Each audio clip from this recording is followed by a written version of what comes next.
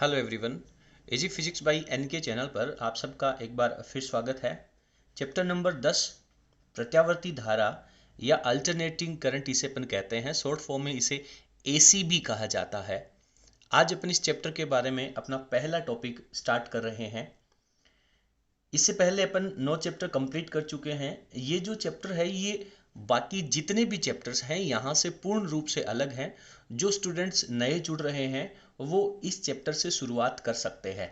पीछे के चैप्टर्स के साथ में इसका कनेक्शन बहुत कम है। बहुत बारीकी से एक छोटी छोटी बातों को अपन पढ़ करके इस टॉपिक को कंप्लीट करेंगे। सबसे पहले अपन बात करते हैं विद्युत धारा किसे कहते हैं। तो विद्युत धारा की परिभाषा बताना यहाँ पे कोई विशेष उपयुक्त नहीं है, क्योंकि अपन बहुत अच्छी तरह से जानते हैं कि किसी भी चालक तार के अंदर से जब आवेश प्रवाहित होते हैं तो आवेश के प्रवाह की दर को विद्युत धारा कहते हैं। विद्युत धारा है वो दो तरह की होती है, दिष्ट धारा और प्रत्यावर्ती धारा। दिष्ट धारा को डायरेक्ट करंट, इसे शॉर्ट फॉर्म में डीसी कहा जाता है, और प्रत्यावर्ती धारा अल्टरनेटिंग करंट जिसे अपन एसी कहते हैं। इस चैप्टर से पहले जितने भी चैप्टर्स के अंदर आप लोगों ने जो विद्युत परिपथ बनाए हैं, उन विद्युत परिपथ में जो ऊर्जा का स्रोत है, विद्युत धारा के प्रवाह का जो स्रोत है, वो आपने बैटरी को या सेल को जोड़ा है। तो बैटरी और जो सेल होते हैं, जितने भी स्टोरेज डिवाइस होते हैं, उन सब के अंदर आपका जो दिष्ट धारा है उसको स्टोर किया जाता है। क्लियर है? विद्युत जो दिष्ट धारा है इसकी एक निश्चित दिशा होती है, इसलिए आपने हर एक विद्युत परिपथ के अंदर धारा की दिशा को भी प्रदर्शित किया है। आज अपन सबसे पहले उसी दिष्ट धारा के टॉपिक को थोड़ा सा पढ़ेंगे, उसको कंप्लीट करेंगे। उसके बाद अपन नए टॉपिक प्रत्यावर्ती धारा को शुरू करेंगे। दिष्ट धारा के बारे में बहुत सी ऐसी जानकारियां हैं जिनको अपन ने बहुत छोटा मान करके छोड़ दिया है, और सामान्यतः जहां से बोर्ड परीक्षा के साथ साथ सभी प्रकार की प्रतियोगी परीक्षाओं के अंदर भी प्रश्न पूछे जाते हैं। यदि आप हमारे चैनल पर नए हैं तो प्लीज़ चैनल को सब्सक्राइब करें और बेल आइकन को प्रेस करें। और यहाँ पे हमारे व्हाट्सअप नंबर आपको नज़र आ रहे हैं। इन व्हाट्सअप नंबर पे आप अपना मैसेज छोड़ें, आपको व्हाट्सअप ग्रुप के अंदर ऐड किया जाएगा। चलिए शुरू करते हैं आज का टॉपिक।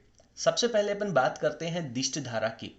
तो दिष्ट धारा में अपन जानते हैं कि एक ऐसी धारा जिसका मान, जिसकी वैल्यू जो है वो समय के साथ परिवर्तित ना हो, और उसकी एक पर्टिकुलर जो निश्चित दिशा है वो भी समय के साथ बदले नहीं। तो इस प्रकार की धारा जिसका ना तो मान बदलता है और ना ही दिशा बदलती है, एक निश्चित समय के लिए एक ही दिशा में एक निश्चित मान के साथ प्रवाहित होती है, जिसे अपन दिष्ट धारा कहते हैं। तो सबसे पहले यहाँ अपन इसकी परिभाषा लिखेंगे और उसके बाद में उस परिभाषा को सार्थक करता हुआ एक छोटा सा ग्राफ भी ड्रॉ करेंगे। चलिए सबसे पहले अपन इसकी डेफिनेशन लिखते हैं। यहाँ पे अपन ने इसकी परिभाषा में लिखा है कि वह विद्युत धारा जिसका मान एवं दिशा समय के साथ नियत रहते हैं उसे अपन दिष्ट धारा कहते हैं, या ऐसी वोल्टता को, ऐसे वोल्टेज को जिसकी वैल्यू फिक्स रहती है उसे अपन दिष्ट वोल्टता कहते हैं। तो यहाँ पर आप लोगों को इसकी जो डेफिनेशन है वो कंप्लीट हो जानी चाहिए। देखिए, दिष्ट धारा है उसको एक दूसरे नाम से असमान दिष्ट धारा भी कहते हैं। अब असमान दिष्ट धारा जब नाम आ जाता है तो आपको ऐसा लगेगा कि असमान का मतलब है कि कोई ना कोई वैल्यू है वो जरूर बदलेगी, फिक्स नहीं रहेगी। तो यहाँ पे दो ही चीजें हैं, एक है आपके पास विद्युत धारा का मान और दूसरी है दिशा। इन दोनों में से जरूर किसी एक में परिवर्तन होगा। तो यहाँ पे यदि अपन परिवर्तन की बात करें तो केवल इसकी जो वैल्यू है वो जरूर बदल सकती है। जैसे आप लोगों ने पढ़ा है कि विद्युत परिपथ में अभी अपन ने जो प्रेरण का सिद्धांत पढ़ा था उसमें अपन ने बात करी थी कि जैसे ही अपन स्विच ऑन करेंगे तो जब तक स्विच ऑफ था परिपथ में करंट की वैल्यू कितनी थी, 0 एम्पियर थी। ठीक है ना बेटा? और जैसे ही कुछ समय के बाद धीरे धीरे जो विद्युत धारा है वो बढ़नी शुरू हो जाएगी, और मान लीजिए कि कुछ समय बाद में परिपथ में जो करंट है वो 5 एम्पियर का फिक्स हो गया। तो प्रारंभ के अंदर 0 एम्पियर से 5 एम्पियर तक जब करंट जाएगा तो उसकी वैल्यू धीरे धीरे बढ़ेगी, और इसी तरीके से जब आप स्विच को ऑफ करेंगे तो वापस करंट है वो 5 एम्पियर से 0 एम्पियर पे आएगा। लेकिन इस पूरी प्रक्रिया के दौरान परिपथ में जो विद्युत धारा की दिशा है वो हमेशा निश्चित रहेगी। तो ये जो दिष्ट धारा है इसे अपन असमान दिष्ट धारा के नाम से भी जानते हैं। पहले अपन ने यहाँ पे जो नियत मान की दिष्ट धारा है उसके लिए अपन एक ग्राफ ड्रॉ करते हैं। तो ग्राफ को अपन कुछ इस तरीके से बनाएंगे। ये मान लीजिए आपके पास एक्स एक्स की लाइन है। एक्स एक्स की लाइन है वो समय को रिप्रेजेंट करेगी। समय को अपन स्मॉल टी से लिख देते हैं। ये इसका मूल बिंदु है। और वाई एक्स के ऊपर जो वैल्यू है वो आपकी दिष्ट धारा को प्रदर्शित कर रहा है। तो यहाँ पे मैं डीसी लिख देता हूँ। मान लीजिए डीसी का मान है वो यहाँ पर कुछ एम्पियर है, 5 एम्पियर कह सकते हैं या 4 एम्पियर कह सकते हैं। तो ये 4 एम्पियर की जो वैल्यू है वो समय तो बदलेगा, समय तो धीरे धीरे बढ़ता जाएगा, क्योंकि समय कभी कांस्टेंट नहीं होता है। तो जैसे जैसे समय बदलेगा ये जो ग्राफ है वो बिल्कुल एक स्ट्रेट लाइन के रूप में आएगा। यानी ये ग्राफ आपको यह प्रदर्शित कर रहा है कि समय के साथ साथ परिपथ में बहने वाली विद्युत धारा का मान नियत बना हुआ है। इस मूल बिंदु से ऊपर की तरफ अपन पॉजिटिव और नीचे की तरफ नेगेटिव लेते हैं, लेकिन आप देख रहे हैं कि ये सारी की सारी वैल्यू है वो पॉजिटिव ही रह रही है, यानी इसकी दिशा नहीं बदल रही है। क्लियर है? इसके बाद में अपन असमान दिष्ट धारा का जो टॉपिक है उसके बारे में भी यहाँ पे ग्राफ बनाते हैं। असमान दिष्ट धारा को भी समझने का प्रयास करते हैं। तो यहाँ पे मैं हेडिंग डालता हूँ असमान दिष्ट धारा। दोनों बातें आप लोगों को बिल्कुल क्लियर हो जाएगी और दिष्ट धारा का जो टॉपिक है वो आपके दिमाग में अच्छे तरीके से तैयार हो जाएगा। मैं कहता हूँ कि आपको हर एक टॉपिक है वो फील होना चाहिए। जैसे ही आप कोई नाम पढ़ते हैं उस नाम से जुड़ा हुआ डायग्राम आपके दिमाग में आ जाएगा, तब समझ लीजिए कि आप फिजिक्स पढ़ने के योग्य हैं या फिर आपको फिजिक्स पढ़ने का तरीका पता चल गया है।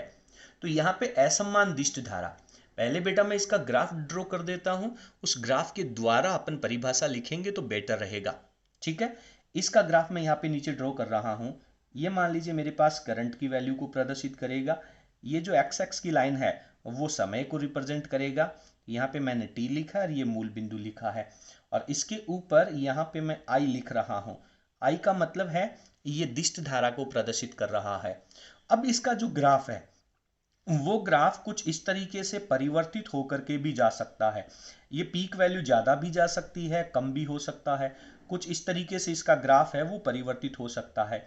तो इसका मतलब आप ये कहेंगे कि सर समय के साथ साथ करंट की जो वैल्यू है वो नियत तो नहीं है, परिवर्तित है, बदल रही है, लेकिन बेटा इसकी जो दिशा है वो पॉजिटिव ही है।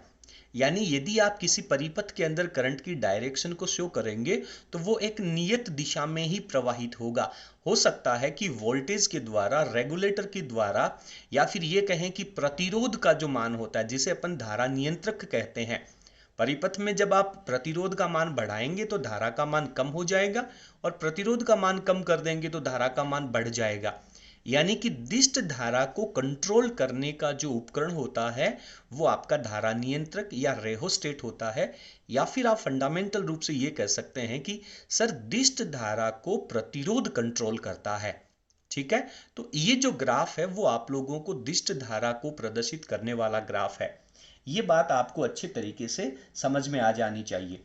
अब इस ग्राफ को देख करके आप खुद अपने शब्दों के रूप में दिष्ट धारा की जो परिभाषा है उसको लिख सकते हैं। तो पहले मैं आप लोगों को असमान दिष्ट धारा की डेफिनेशन यहां पे लिख करके बता देता हूं। तो यहां पर परिभाषा के रूप में अपन ने लिखा है कि ऐसी विद्युत धारा जिसकी दिशा समय के साथ अपरिवर्तित रहे। यानी दिष्ट धारा का नाम लेते ही डायरेक्ट करंट नजर आएगा, यानी उसकी जो डायरेक्शन है, उसकी जो दिशा है वो फिक्स रहेगी, परंतु धारा का जो मान है वो बदलता रहे। धारा का मान नियत भी हो सकता है और समय के साथ बदल भी सकता है। तो यदि धारा का मान समय के साथ बदल रहा है लेकिन दिशा नियत बनी हुई है, इसे असमान दिष्ट धारा कहते हैं। तो उम्मीद करता हूं कि दिष्ट धारा का कॉन्सेप्ट आपके दिमाग में थोड़ा क्लियर हो गया होगा। अब अपन इस दिष्ट धारा की कुछ विशेषताएं हैं, कुछ महत्वपूर्ण पॉइंट्स हैं, उनको भी अपन डिस्कस करते हैं। आप पहले वीडियो की स्क्रीन को पॉज करेंगे और अपने जो नोट्स हैं वो अच्छे तरीके से यहां पर लिख लेंगे। जैसा कि अपन ने प्रारंभ में वीडियो की स्टार्टिंग में चर्चा करी थी कि दिष्ट धारा का जो स्रोत होता है वो अपना सेल या बैटरी होता है। तो ये छोटी छोटी बातें अपने को लिख लेनी चाहिए। सेल ऑब्लिक बैटरी, ये जो दोनों हैं, बैटरी और सेल में डिफरेंस पता है क्या बेटा? बैटरी में और सेल में क्या डिफरेंस है? सेल का मतलब होता है जिसका वोल्टेज बहुत कम हो, और यदि बहुत सारे सेल को अपन जोड़ दें, एक साथ श्रृंखला के अंदर या श्रेणी क्रम के अंदर लगा दें, तो उनकी जो वोल्टता है वो ज़्यादा हो जाती है। तो जो सेलों का संयोजन है उसे ही अपन बैटरी कहते हैं। तो इन दोनों से हमेशा आपको दिष्ट धारा ही प्राप्त होगी।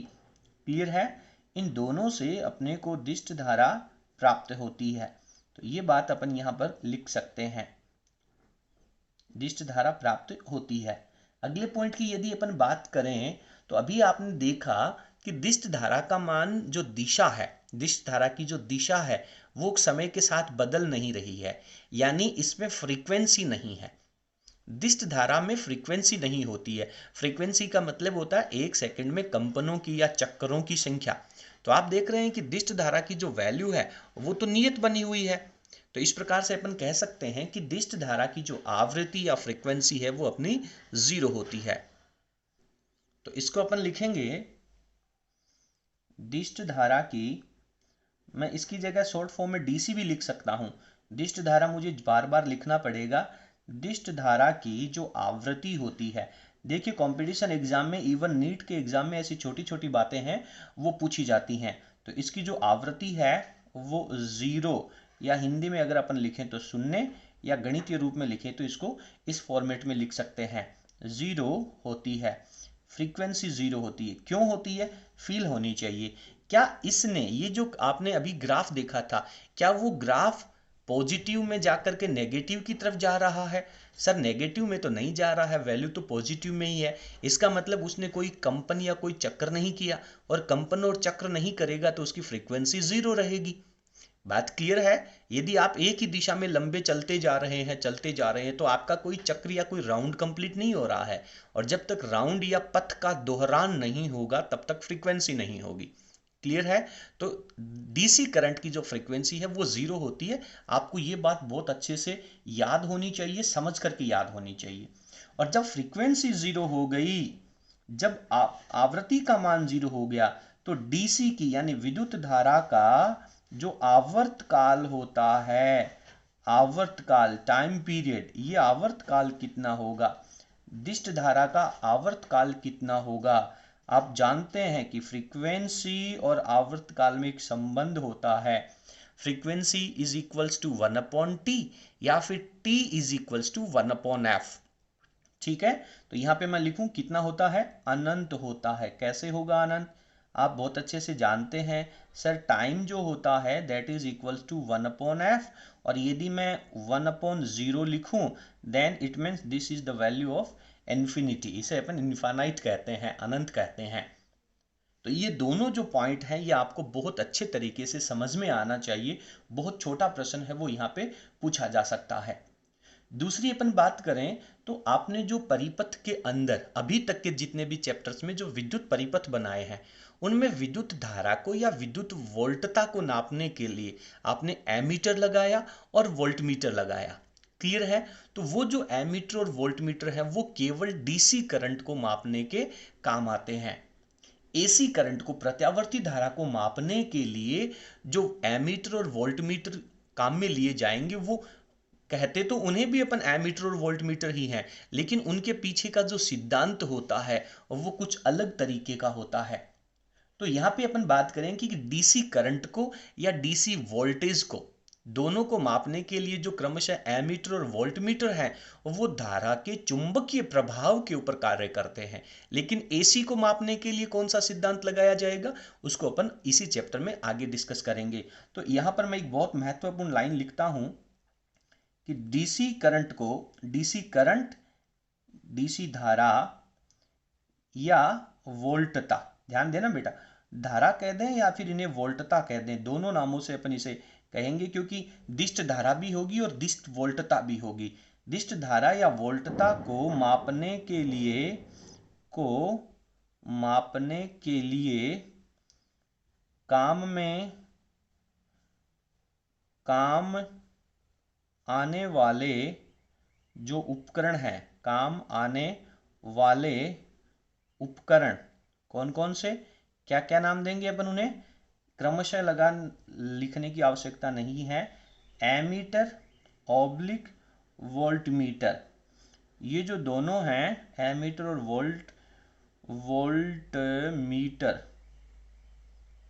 वोल्टमीटर, ये विद्युत चुंबकीय प्रेरण, शॉर्ट में लिख दूं समझ में आ जाएगा, विद्युत चुंबकीय प्रेरण के सिद्धांत पर कार्य करते हैं, सिद्धांत पर कार्य करते हैं।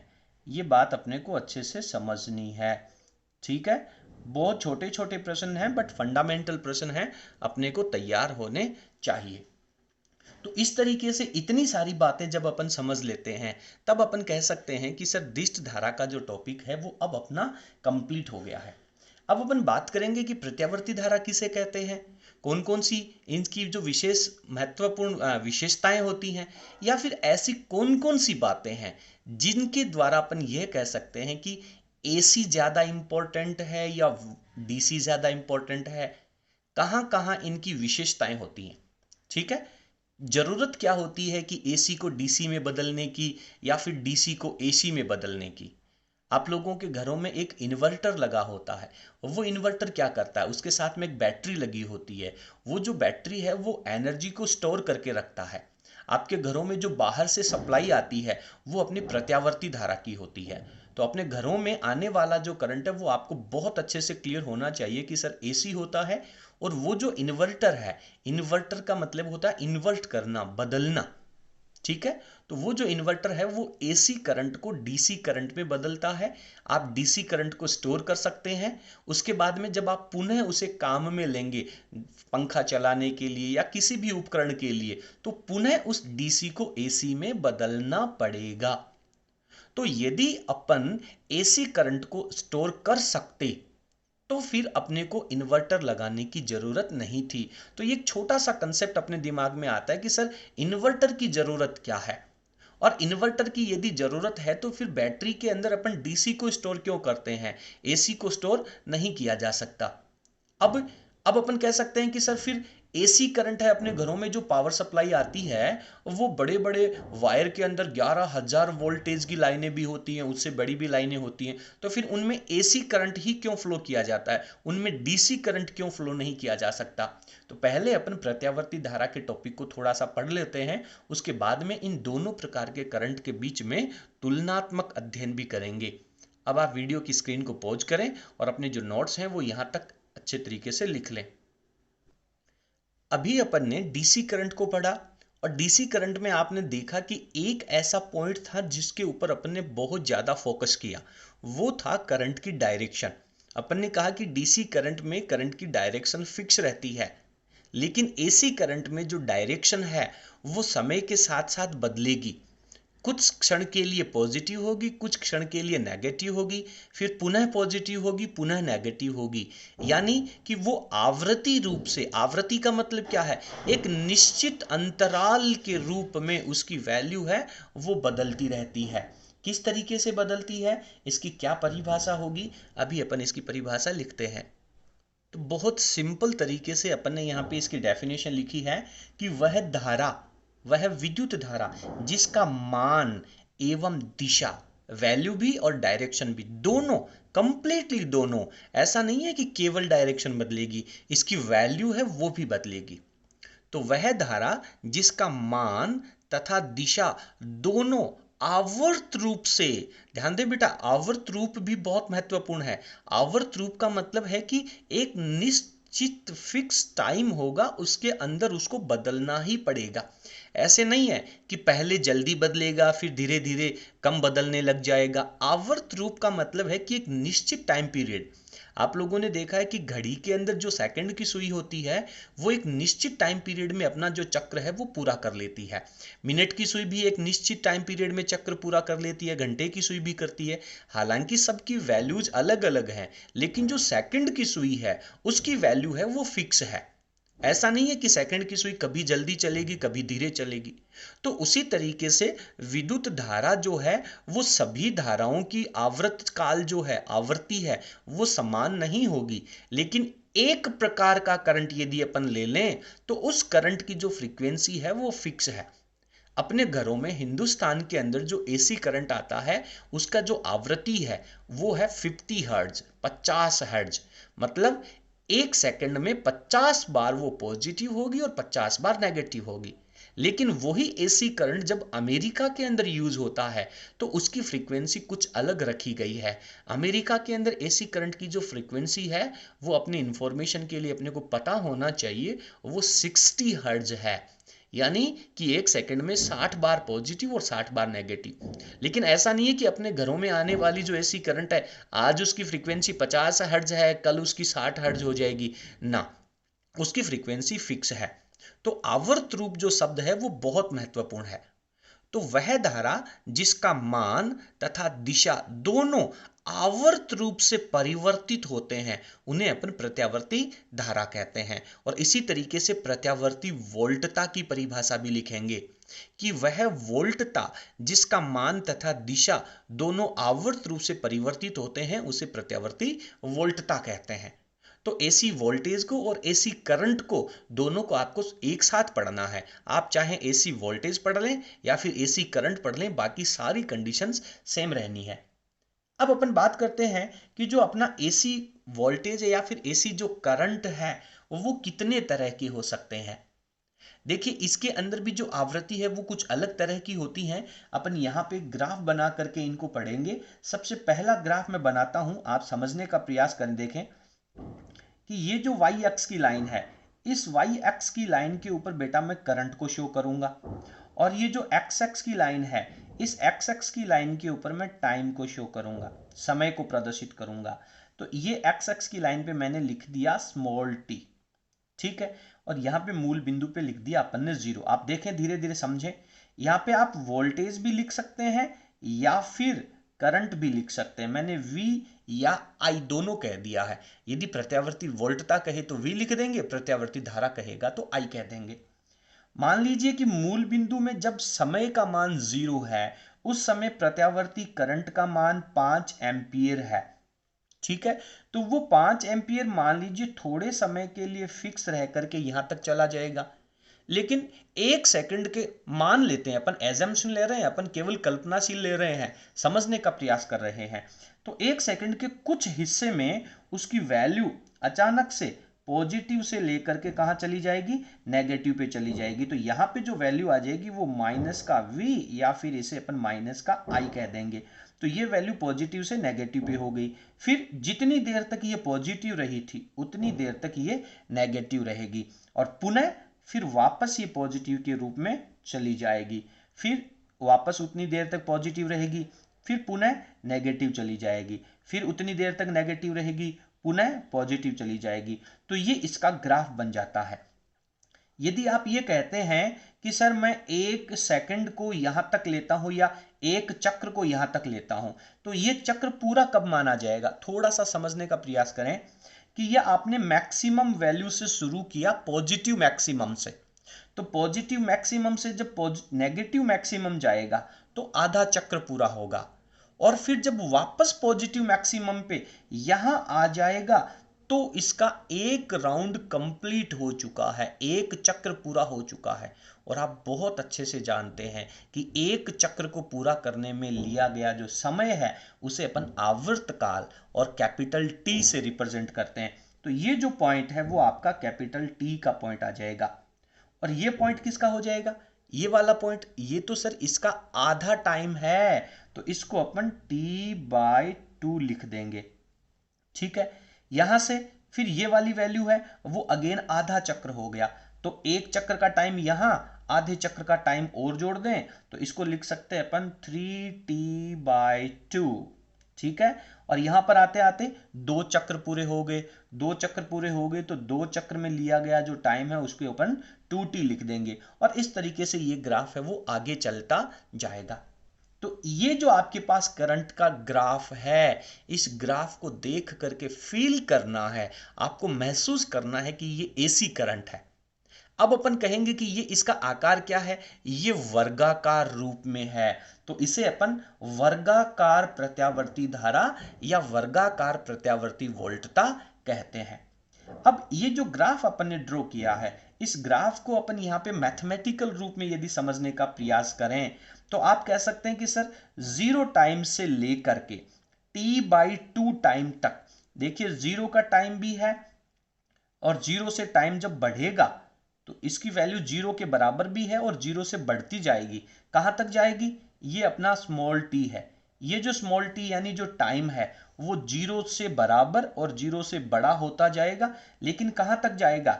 ये आपके t/2 तक, उससे छोटा या उसके बराबर। यानी एक तरफ 0 के बराबर यहां पे और एक तरफ t/2 के बराबर भी, और 0 और t/2 के टाइम के बीच वाले हर एक पॉइंट के टाइम पर भी। बेटा समझने का प्रयास करें। अगर आप पहली बार समझ रहे हैं, इसको पहली बार में अगर अच्छे से समझ लेंगे तो जिंदगी भर के लिए याद हो जाएगा। मैं कहता हूं याद करने की, याद रखने की जरूरत नहीं है, जानबूझ करके याद हो जाएगा। फील कीजिए थोड़ा सा। ये 0 टाइम है तो ये t का जो टाइम है, एक्स एक्स के ऊपर मैंने जो स्मॉल t लिखा है, वो जब 0 टाइम था तब से लेकर के, यानी बराबर का चिन्ह लगा दिया। फिर ये टाइम बढ़ता गया बढ़ता गया बढ़ता गया बढ़ता गया, किसके बराबर? t/2 के बराबर आया। तो 0 और t/2 के बीच के जो टाइम पीरियड था, बीच के जो क्षण थे, उनको अपन ऐसे लिखेंगे कि 0 से बड़ा और t/2 से छोटा और बराबर भी। उस स्थिति में जो आपके पास करंट की वैल्यू थी, I की जो वैल्यू थी, वो किसके बराबर में रही? इस वैल्यू को मैं यहां पर I0 कह देता हूं। ये जो फिक्स वैल्यू है, इस वैल्यू को अपन I0 कह देते हैं। V और I ये पॉजिटिव की तरफ को प्रदर्शित कर रहा है, -V -I ये नेगेटिव की तरफ को प्रदर्शित कर रहा है। लेकिन इस क्षण यहां पर V की वैल्यू कितनी है? अपन ग्राफ में दिखाते हैं ना, 1 एम्पियर, 2 एम्पियर, 3 एम्पियर, तो उसी तरीके से उस 3 एम्पियर की वैल्यू को मैंने I0 कह दिया। तो I का मान कितना रहेगा यहां पर? ये वैल्यू कितनी है इस टाइम पीरियड के लिए? ये सर I0 है।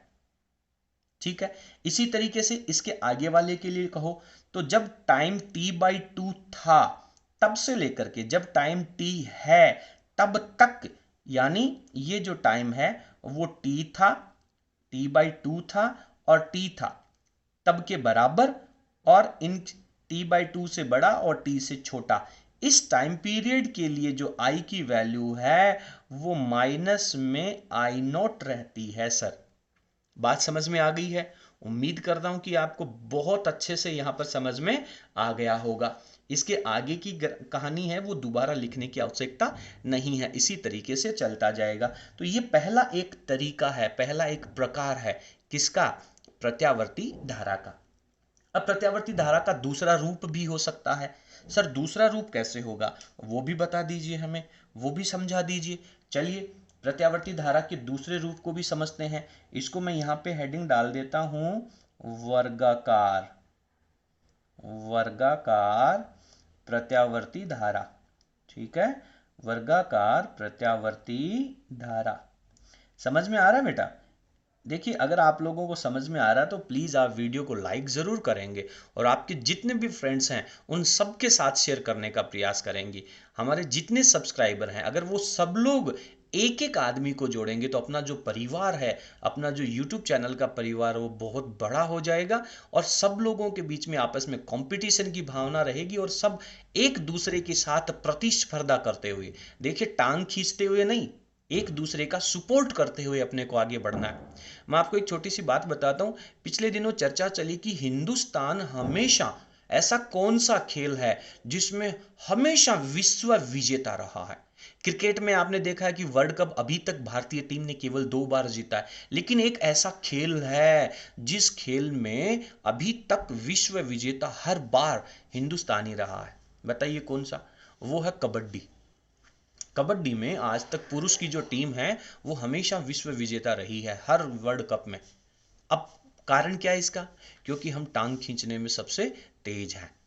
टांग खींचने की आदत हमारी बहुत ज्यादा है, इसलिए अब अपने को यहां पर टांग नहीं खींचनी है, एक दूसरे का सपोर्ट करना है। दूसरे प्रकार की बात करते हैं, यह है त्रिकोण।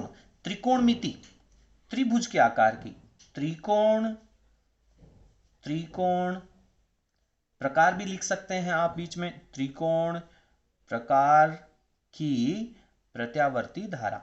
समझते हैं अपन इसका जैसे ही ग्राफ बनाएंगे, ग्राफ बनाने के बाद में इसका मैथमेटिकल रूप पढ़ेंगे और अच्छे तरीके से समझ लेंगे। बेटा अगर आप इन चीज़ों को अच्छे से समझ लेंगे ना, तो मैं आपको दावे के साथ कहता हूं कि 12th सिलेबस के बाद जब आप किसी कंपटीशन एग्जाम की तैयारी के लिए किसी भी कोचिंग संस्थान में जाएंगे तो निश्चित रूप से आप हमारी इस क्लास को याद करेंगे। ठीक है, अपन ज़्यादा नहीं करते हैं, कंप्लीट आज इसकी बेसिक चीज़ें हैं उनको कंप्लीट करके आगे बढ़ते हैं। तो यहाँ पर मैं इसका ग्राफ बनाता हूँ। ये मान लीजिए मेरे पास वाई एक्स की लाइन है, ये मेरे पास एक्स एक्स की लाइन है। एक्स एक्स की लाइन के ऊपर आपको पता चल गया कि सर हम टाइम को रिप्रेजेंट करेंगे। वाई एक्स की लाइन है, इसके ऊपर अपन प्रत्यावर्ती धारा को या फिर वोल्टता को, तो वोल्टता के लिए V और धारा के लिए I कह देंगे। नीचे की तरफ अगर जाएगा तो माइनस का वोल्टेज या फिर माइनस का करंट आ जाएगा। ये मूल बिंदु है वो 0 है। अब इसका ग्राफ कुछ इस तरीके से जाता है, ये गई वैल्यू मैक्सिमम हुई, ये गई वैल्यू 0 हुई, ये गई वैल्यू माइनस में मैक्सिमम हुई, फिर यहां से मान बढ़ता गया 0 पे, फिर यहां से मान बढ़ता गया फिर पॉजिटिव पे, फिर यहां से मान घट करके वापस 0 हो गया। और ये जो एक कारवां है, ये जो एक प्रक्रिया है वो लगातार चलती जाएगी। तो इस प्रकार के अपन त्रिकोण प्रकार की प्रत्यावर्ती धारा कहते हैं। अब आप कहेंगे कि सर इसे प्रत्यावर्ती धारा क्यों कहा?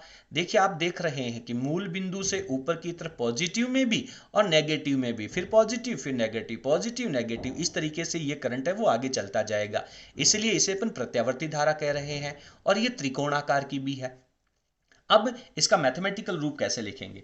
बेटा बताओ कि आपने स्टार्टिंग कहां से करी? जब करंट का मान 0 था और पॉजिटिव पे जाकर के ये करंट का मान पुनः 0 हो गया, तो क्या आपका एक राउंड पूरा हो गया क्या?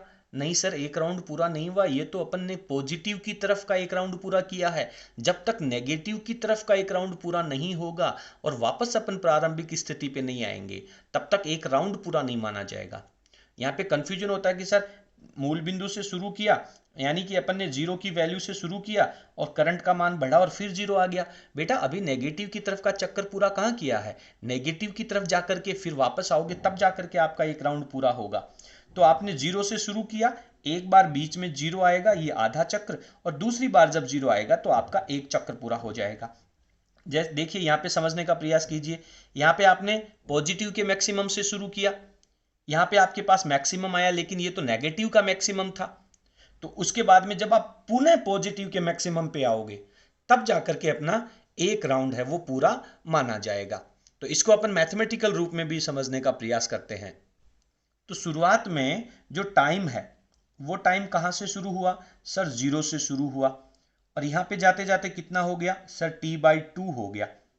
लेकिन t/2 के बीच में यहां पर भी तो इसका आधा हिस्सा हो गया, तो ये हो गया सर t/2 का भी आधा, यानी t/4। यहां पे होएगा सर एक राउंड पूरा। और इसके बीच में भी एक पर्टिकुलर फिक्स वैल्यू आई थी नेगेटिव में, वो कितने टाइम पे आई थी? सर ये तो एक टुकड़ा, दो टुकड़े, तीन टुकड़े, चार टुकड़े, एक पूरी वैल्यू के 4 टुकड़े करे, उसमें से 3 टुकड़े इस तरफ छोड़ दिए, तो सर ये वैल्यू हो जाएगी 3t/4। ठीक है, यहाँ पे प्लस का इस वैल्यू को क्या कह दूं मैं? I0। इस वैल्यू को क्या कह दूं मैं? माइनस की तरफ माइनस का I0। देखिए मैं प्रत्यावर्ती धारा को कह रहा हूं, यदि वोल्टता लिखने की जरूरत पड़ेगी तो यहां पे अपन V0 लिखेंगे। ठीक है ना बेटा? तो 0 से आपने शुरू किया, 0 के बराबर में भी वैल्यू थी और बड़ी भी वैल्यू थी। क्या वैल्यू आएगी? कहां तक चले? सर t/4 तक चले थे, तो t/4 के बराबर भी और t के छोटे तक भी। इस स्थिति में ये जो वैल्यू है वो कितनी है, इसकी वैल्यू आप कैसे लिखेंगे? अब यहां पे थोड़ी दिक्कत आती है। मैं आपको एक बात कंफर्म कर दूं कि ये जो त्रिकोणमितीय वेव है ये बेटा अपनी बीएससी लेवल की है। थोड़ा सा अपन ने यहां पे पढ़ने का प्रयास किया है। इसकी वैल्यू क्या थी? फिक्स थी। हर एक बिंदु पे I0 I0 I0 I0 है, इधर -I0 -I0 -I0 है, फिर यहां पे है। लेकिन यहां पर तो धीरे धीरे वैल्यू सर बढ़ रही है। तो इसको प्रदर्शित करने के लिए ये एक ग्राफ है, और इसका जो संबंध होता है वो अपन कुछ इस तरीके से लिखते हैं कि सर I का जो मान है वो कितना है? I का जो मान है वो I0 बटा में t/4 और मल्टीप्लाई स्मॉल t। इसको आपको ज़्यादा समझने की ज़रूरत नहीं है, मैं फिर बता दूं ये बीएससी लेवल का है। आपको सिर्फ यहाँ की कहानी जो है कि आपसे अगर परीक्षा में पूछ लिया जाए ऐसा डायग्राम दे करके कि बताओ ये एसी करंट की वेव है या डीसी करंट का वेव है, तब आपको इसको देख करके समझ करके बताना है कि सर ये एसी करंट है। ये जो वैल्यूज हैं, ये वैल्यूज आप लोगों को बड़ी कक्षाओं के अंदर अच्छे से समझ में आ जाएंगी। इसलिए इसकी जो बाकी की वैल्यू है वो मैं आपको समझाने नहीं समझाऊंगा, क्योंकि अगर मैं समझाऊंगा तो आप समझने का प्रयास करेंगे, और यदि आप समझने का प्रयास करेंगे तो नुकसान तो कुछ भी नहीं है, आप कुछ ना कुछ समझेंगे, लेकिन आपको ऐसा लगेगा कि सर ये तो चैप्टर बहुत टफ है, कैसे हम इस चैप्टर को पूरा कर पाएंगे। इसलिए मैं आपके दिमाग में फिजिक्स का जो भय है, डर है, वो बिठाने का प्रयास नहीं कर रहा हूं। तो आप केवल इतना समझ लीजिए कि ये वर्गाकार प्रत्यावर्ती धारा है और ये त्रिकोणमितीय प्रकार की प्रत्यावर्ती धारा है। लेकिन अब अपनी जो सबसे महत्वपूर्ण प्रकार की प्रत्यावर्ती धारा आ रही है उसको अपन समझते हैं। इन दोनों को केवल अपने को इतना सा समझना, इसके अलावा अपने 12th क्लास की फिजिक्स में इसका कोई उपयोग नहीं है। तीसरे प्रकार की जो प्रत्यावर्ती धारा है वही सबसे महत्वपूर्ण है। आप यहां पे वीडियो की स्क्रीन को पॉज करें और लिख लें, अपन आगे चलते हैं। अब इस एसी का जो अगला प्रकार है उसे अपन कहते हैं ज्यावक्रीय। ज्यावक्रीय, ज्यावक्र किसे कहते हैं? ज्या किसे पढ़ा आपने? त्रिकोणमिति में अनुपात पढ़े थे, साइन थीटा, कॉस थीटा और टेन थीटा। तो जो साइन थीटा होता है उसको कहते हैं ज्या, कॉस थीटा है उसको कहते हैं कोज्या, और जो टेन थीटा है उसको कहते हैं स्पर्शज्या। तो यहां पे अपन ने लिखा है ज्यावक्रीय प्रकार की प्रत्यावर्ती धारा, ज्यावक्रीय प्रकार की प्रत्यावर्ती धारा। अब इसको ये क्यों कहा जाता है इसकी बात भी अपन पढ़ेंगे। प्रत्यावर्ती धारा, इसको ज्यावक्रीय क्यों कहा जाता है समझने का प्रयास करते हैं। पहले मैं इसका आप लोगों को ग्राफ बना देता हूं, उसके बाद में अपन उसके बारे में मैथमेटिकल कहानी समझेंगे। ये आपके पास अगेन वही वाई एक्स की लाइन है, ये वोल्टेज भी बता सकता है, इसे अपन करंट भी देख सकते हैं, यहाँ पर वोल्टेज भी ड्रॉ कर सकते हैं और करंट भी ड्रॉ कर सकते हैं। ये अपने पास नेगेटिव में वैल्यू होगी। ये आपका बेटा मूल बिंदु O से गुजरने वाली एक्स एक्स की लाइन है, और सब में जो एक्स एक्स है उसके ऊपर अपन टाइम को रिप्रेजेंट करेंगे, प्रदर्शित करेंगे। तो आपने जीरो समय पे करंट का मान जीरो है, और ये करंट का मान बढ़ता बढ़ता बढ़ता ऐसे बढ़ता बढ़ता गया यहाँ पे मैक्सिमम, ठीक है, और ये मैक्सिमम से पुनः घटता घटता हो गया जीरो। तो अभी तो इसने पॉजिटिव में चक्र पूरा किया है, लेकिन जब तक नेगेटिव का चक्र पूरा नहीं होगा तब तक इसका एक राउंड पूरा नहीं माना जाएगा। फिर टाइम आगे बढ़ेगा तो ये नेगेटिव डायरेक्शन में इसकी वैल्यू बढ़ेगी, बढ़ती बढ़ती वैल्यू यहाँ जाएगी। फिर टाइम बढ़ेगा तो इसकी नेगेटिव में वैल्यू कम होती जाएगी और यहाँ आ जाएगी। तो मूल बिंदु से शुरू किया, पॉजिटिव का आधा चक्र पूरा हुआ, नेगेटिव का आधा चक्र पूरा हुआ, टोटल मिलाकर के एक चक्र पूरा हो गया। जो टाइम लगा उसे कह देंगे अपन आवर्तकाल, इसके आधे टाइम को यहाँ पे कह देंगे t/2। ये जो मैक्सिमम वैल्यू है इसको कह देंगे टाइम को t/4, और इसको कह देंगे अपन 3t/4। ये इसकी जो मैक्सिमम वैल्यू है इसको कह देता हूं बेटा मैं प्लस का I0, और ये जो इसकी मैक्सिमम वैल्यू है जो लगभग इसके बराबर है यहां पर, इसको कह देता हूं मैं माइनस का I0। ठीक है। अब इस ग्राफ को अपन कैसे बनाएंगे, इस ग्राफ को मैथमेटिकल रूप में कैसे समझते हैं? देखिए, साइन थीटा में 0 डिग्री के ऊपर वैल्यू क्या आती है सर? 0 आती है। 90 डिग्री पे मैक्सिमम आती है। 180 डिग्री पे सर फिर 0 आती है। उसके बाद में 180 में फिर 90 जोड़ोगे यानी 270 डिग्री पे आप जाओगे तो आपको वापस -1 मिलेगा, यानी नेगेटिव में मैक्सिमम आएगी। और फिर 90 डिग्री पे यानी 360 डिग्री पे जाओगी तो अगेन आपको 0 वैल्यू मिल जाएगी। और 360 डिग्री का कोण बनेगा तब जाकर के एक राउंड कंप्लीट हो जाएगा। तो ये जो वैल्यू है, ये जो ग्राफ जिस तरीके से बढ़ रहा है, ये साइन के अनुपात में बढ़ रहा है। यदि साइन थीटा का मान, आप थीटा का मान 0 डिग्री रखें, फिर 1 degree, 2 degree, 3 degree, 5 degree, 20, 50, 60, 9, 80, 90, 100, 360 degree तक जब आप वैल्यू रखेंगे तो वो जो साइन थीटा का मान आएगा उसका ग्राफ भी इसी तरीके से बनता है, इसलिए इसे ज्यावक्र कहा जाता है। बात समझ में आ रही है? अब इस ज्याव वक्र का जो मैक्सिमम मान है, अधिकतम मान, ये आई नॉट है। मैक्सिमम मान, चाहे पॉजिटिव में मैक्सिमम या फिर नेगेटिव में मैक्सिमम, इसे दो नामों से जाना जाता है। इसे अधिकतम मान भी कहते हैं और इसे शिखर मान भी कहते हैं। यहां लिख देता हूं मैं, जहां आई नॉट जो है वो एसी का, प्रत्यावर्ती धारा का या प्रत्यावर्ती वोल्टता का ग्राफ भी ले सकते हैं। एसी का अधिकतम मान, कैसा मान? अधिकतम मान। और इस अधिकतम मान को जो दूसरा नाम लिया जाता है उसे कहते हैं बेटा शिखर मान। ये इसका अधिकतम मान है या फिर शिखर मान भी है। और इंग्लिश में इसे कहते हैं पीक वैल्यू। क्या कहते हैं? पीक वैल्यू, टॉप वैल्यू, सबसे टॉपेस्ट वैल्यू, मैक्सिमम वैल्यू। मेरे हिसाब से आपको समझ में आ गया होगा। तो इस तरीके से अपन इसका ग्राफ बनाते हैं। अब इसका एक मैथमेटिकल इक्वेशन लिखते हैं, आप समझ में भी आ जाएगा आपको कि सर ये इक्वेशन संतुष्ट कैसे होगी। ये ग्राफ किसका है? साइन थीटा का। और थीटा का मान किसके साथ बदल रहा है? टी के साथ बदल रहा है। इसका कोणीय वेग क्या है? कोणीय वेग क्या होता है? कोणीय वेग क्या होता है सर? कोणीय वेग होता है कोणीय विस्थापन बटा समय। कोणीय विस्थापन बटा समय, जिसे अपन ओमेगा से लिखते हैं। तो इसका जो मैक्सिमम मान होगा वो होगा आई नॉट। इसकी इक्वेशन के रूप में लिखेंगे तो साइन, और उसके बाद में लिखेंगे ओमेगा टी। अब आपको इसको थोड़ा सा रफ के अंदर एक्सप्लेन कर देता हूं और आपको बताता हूं कि इसको कैसे समझते हैं अपन। देखिए, मैंने लिखा आई बराबर आई नॉट साइन ओमेगा टी। आपको समझना है, जब आप इसको समझ जाएंगे तो फाइनल रिजल्ट यहां पहुंच जाएंगे और इस बात को अपन आगे लेकर के चलेंगे। चलिए, ये लिखा मैंने आई नॉट, इसको लिखा मैंने साइन। ओमेगा का मतलब होता है सर कोणीय वेग बटा समय। कोणीय विस्थापन हो गया 2 पाई, और एक चक्र को पूरा करने में लिया गया समय क्या हो गया सर? Capital T. आवर्तकाल होता है ना बेटा, एक चक्र पूरा करने में लिया गया समय। तो जब एक चक्र पूरा होगा तो कोण कितना बनेगा? 2 पाई। एक चक्र पूरा करने में लिया गया समय कैपिटल टी, और इनटू में यहाँ पे अपन स्मॉल टी, जिसका मान कुछ भी हो सकता है। अब इस स्मॉल टी का मान रख दीजिए। जब आपने स्मॉल टी यहाँ पे कितना है, यहाँ पर एक्स अक्ष की वैल्यू कितनी है सर? 0 है। तो स्मॉल टी की जगह क्या लिखूं? 0 लिखूं। तो इस 0 लिखूंगा तो ये पूरी वैल्यू 0, साइन 0 का मान 0, आई नोट से गुणा होगा, इसको बना देगा 0।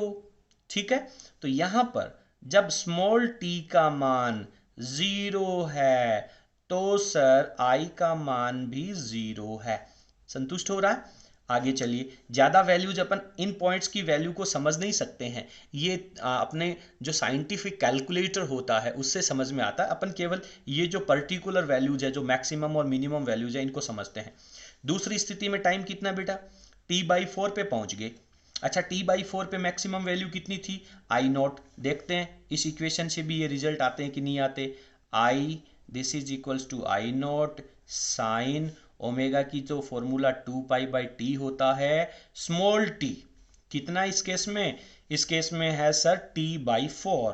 सरल करो, t ने t को मारा, इस 2 ने इस 4 को काटा, तो ये बन गया आपके पास साइन π/2। साइन π/2 कितना होता है बेटा? साइन π/2 सर साइन 90, इसका मान 1, और इसको मैं आई नॉट को जब 1 से गुणा करूंगा तो आई नॉट आ जाएगा, जो कि यहां पर वैल्यू है। ये इसका मैक्सिमम मान है। फिर आगे चल करके आप जाएंगे, यहां पे टाइम कितना हो गया? स्मॉल टी की वैल्यू कितनी होगी? t/2। आप यहां पे फिर t/2 लिखेंगे। t से t कटेगा, 2 से 2 कटेगा, पाई बचेगा, साइन पाई, साइन 180 डिग्री। गणित के स्टूडेंट तो बहुत अच्छे से जानते हैं। आज पता चल रहा है कि सर गणित पढ़ने वाले बच्चों को फिजिक्स इजी क्यों लगती है, क्योंकि उनको ये सारी बातें हैं वो बहुत आसानी से याद हैं। साइन 180 डिग्री का मान 0 होता है, और जब ये पूरी वैल्यू 0 तो आई नॉट 0, इसके मल्टीप्लाई करेंगे तो 0 बन जाएगा ना। तो अगेन यहां पर वैल्यू आपकी 0 आ जाएगी। यहां पे लेकर के चलेंगे 3t/4। आप बेटा सोल्व कर लेना इनको आगे। तो ये आएगा साइन 270 डिग्री, 3π/4 आएगा, और साइन 270 का मान सर -1 होता है। -1 को जब आप आई नोट से गुणा करोगे तो माइनस का आई नोट आएगा। माइनस का आई नोट आएगा तो ये वैल्यू कितनी है? माइनस के आई नोट की वैल्यू ही तो है। तो ये इसकी अगेन मैक्सिमम वैल्यू आ जाएगी। तो इस तरीके से अपन इनको समझ सकते हैं। आपको ये वैल्यू, ये बातें केवल समझनी है, लिखने की आवश्यकता नहीं है। आपको ये बात अच्छे से याद रखनी है, I is equals to I naught, जो इसका अधिकतम मान, साइन ओमेगा टी, और ओमेगा बराबर होता है 2 पाई/कैपिटल टी। स्मॉल टी का मान समय के साथ बदलेगा, वो अपन यहां पे रखेंगे। ये मैंने सिर्फ ओमेगा लिखा है, इसके साथ में टी तो है ही सही, तो सिर्फ ओमेगा की जगह 2 पाई/टी रखेंगे। तो ये अपने प्रत्यावर्ती धारा के ज्यावक्रीय रूप का गणितीय समीकरण है, इसको आपको याद रखना है। यदि अपन यहां पे प्रत्यावर्ती वोल्टता की बात करें तो ये इक्वेशन क्या बन जाएगा, V बराबर V not sign omega T. ठीक है, तो कुछ इस तरीके से अपन प्रत्यावर्ती धारा का ज्यावक्रीय रूप पढ़ते हैं, ये सबसे महत्वपूर्ण है। आगे चल करके अपन इनको अच्छे से समझेंगे इसी चैप्टर के अंदर। आज अपने वीडियो की जो लेंथ है, साइज है, वो बहुत बड़ी हो रही है, इसलिए अपन केवल 2-3 छोटी छोटी बातें और पढ़ेंगे और उसके बाद में आज के वीडियो को कंप्लीट करेंगे। अब आप कहेंगे कि सर डीसी करंट की जो फ्रीक्वेंसी थी वो 0 थी, तो एसी करंट की फ्रीक्वेंसी क्या होगी? एसी करंट की फ्रीक्वेंसी बेटा बदल सकती है। अभी अपन ने चर्चा करी थी, मान लीजिए 2 ग्राफ बनाता हूं मैं एसी करंट के लिए। एक ग्राफ बनता है आपका ये, और दूसरी एसी के लिए ग्राफ बन गया ये। तो इसकी फ्रीक्वेंसी कम है और इसकी फ्रीक्वेंसी ज्यादा है, तो फ्रीक्वेंसी का मान कुछ भी हो सकता है। आपको समझना है, एसी करंट की फ्रीक्वेंसी है वो जरूरी नहीं है कि हमेशा ही नियत रहे। हाँ, एक बार जो एक देश के अंदर या जो एक जगह एसी करंट आ रहा है उसकी फ्रीक्वेंसी फिक्स होगी, पर वो कितनी भी हो सकती है। तो यहां पे अपन लिख लेते हैं, भारत में एसी की जो फ्रीक्वेंसी है, आवृत्ति है, वो F is equals to 50 hertz. Hertz क्या होता है? राउंड प्रति सेकंड होता है, इसको अपन हर्ट्ज कहते हैं। तो इंडिया के अंदर ये वैल्यू होती है। बात कर लें अपन अमेरिका की, तो अमेरिका की जो एसी की फ्रीक्वेंसी है वो होती है 60 हर्ट्ज। अब बेटा आपको पता करना है कि इसका आवर्तकाल कितना होगा। तो अभी आपने पढ़ा कि आवर्तकाल T बराबर 1/F, तो ये 1/50 हो जाएगा और ये 1/60 हो जाएगा। दोनों का आवर्तकाल आपको निकाल करके यहां पर लिखना है। मात्र क्या लगेगा? सेकेंड। उस सेकेंड को आपको डिवाइड नहीं करना है, इसको आप लिख दें 1/50 और इसको आप लिख दें 1/60। उसको कैलकुलेट करने की जरूरत नहीं है। ठीक है, अब अपन पढ़ते हैं, चलिए आगे पढ़ेंगे कि जो एसी वोल्टेज है वो ज़्यादा उपयोगी है या डीसी वोल्टेज ज़्यादा उपयोगी है, दोनों में क्या क्या बेनिफिट हैं, दोनों के क्या क्या नुकसान हैं। उन सब चीज़ों को अपन आगे जैसे जैसे टॉपिक्स अपने बढ़ते जाएंगे उनको भी अपन क्लियर करते जाएंगे। आज के वीडियो में अपन ने एसी और डीसी की जो बेसिक डिफरेंस है, मुख्य जो अंतर है, वो अपन यहाँ पे कंप्लीट कर चुके हैं। आगे वाले जो टॉपिक्स हैं वहां से परीक्षा में प्रश्न पूछे जाते हैं। आज के इस वीडियो में से आपके बोर्ड परीक्षा में या कंपटीशन एग्जाम में बहुत छोटे प्रश्न पूछे जाएंगे। इनकी जो पूरा का पूरा 3 नंबर का 2 नंबर का प्रश्न नहीं आएगा, एक लाइन के आंसर का कोई प्रश्न यहां से निकल सकता है। बड़े डेरिवेशंस हैं वो अपने कल के वीडियो से स्टार्ट हो जाएंगे। अब अपन डीसी करंट के बारे में इस चैप्टर में ज्यादा चर्चा नहीं करेंगे, कंप्लीटली एसी के बारे में ही चर्चा करेंगे। उम्मीद करते हैं कि आपको हमारा आज का वीडियो पसंद आया होगा। यदि आपको वीडियो पसंद आया तो प्लीज आप इसे लाइक जरूर करें, अपने सभी फ्रेंड्स के साथ शेयर करें और अपने नोट्स हैं वो बहुत अच्छे से तैयार करें। चलिए, बहुत बहुत धन्यवाद। Good luck. Thank you.